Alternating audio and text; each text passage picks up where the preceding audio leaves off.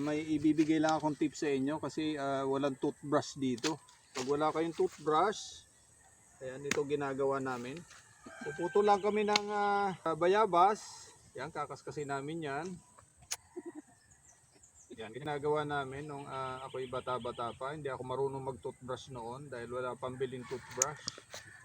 Ayan. Pag natanggalan nyo na ng balat, yan, medyo pipit-pitin mo lang yan. Ayan.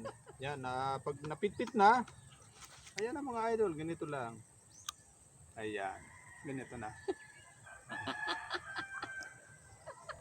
Ayan, ganyan lang. Kaskas lang ng kaskas. Maya-maya, yung dilaw mo, mangungulay pula na yung ngipin mo. Ayan, puputi yan, syempre, hindi naman pula. Ayan, ganyan lang. Tip yan kung paano makatipid. Wala ka ng toothpaste, wala ka ng toothbrush, ito lang. Bayabas. Bayabas. Ayan. Yan, shoutout mga idol yan.